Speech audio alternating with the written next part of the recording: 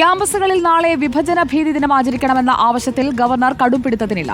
UGC നിർദ്ദേശപ്രകാരം circular നൽകിയതാണെന്ന് Raj Bhavan അറിയിച്ചു. വിഭജന ഭീതി ദിനം നടത്തരുതെന്ന് സ്ഥാപന മേധാവികൾക്ക് ഉന്നത വിദ്യാഭ്യാസ വകുപ്പ് നിർദ്ദേശം നൽകി.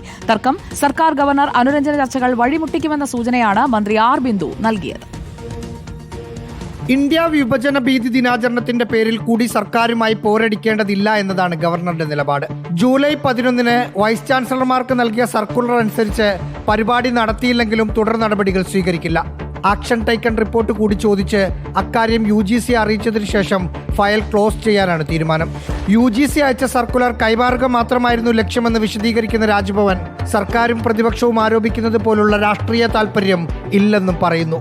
പക്ഷേ സംസ്ഥാന സർക്കാർ ഇത് വിശ്വസിച്ചിട്ടില്ല. കേരളത്തിലെ ക്യാമ്പസുകളിൽ അത്തരം പരിപാടികൾ നടത്തേണ്ടതില്ല എന്ന നിലപാടാണ് സംസ്ഥാന സർക്കാരിന്, പ്രത്യേകിച്ച് ഉന്നത വിദ്യാഭ്യാസ വകുപ്പിനുള്ളത്. സർക്കാർ രാജ്ഭവൻ തർക്ക പരിഹാര ശ്രമങ്ങൾക്ക് വിഭജന ഭീതി ദിന സർക്കുലർ തുരങ്കം വെച്ചിട്ടുമുണ്ട്. ഭീകരാന്തരീക്ഷവും ഭിന്നിപ്പിന്റെ വിത്തുകളും ഒക്കെ തന്നെ സർവകലാശാലയിൽ വിതയ്ക്കാനാണ് ശ്രമമെന്നുണ്ടെങ്കിൽ അനുരഞ്ജനാത്മകമായ കാര്യങ്ങളൊന്നും ഭാവിയിൽ നടക്കുമെന്ന് തോന്നുന്നില്ല. Reporter Rahees Rasheed, in reporter, Thiruvananthapuram.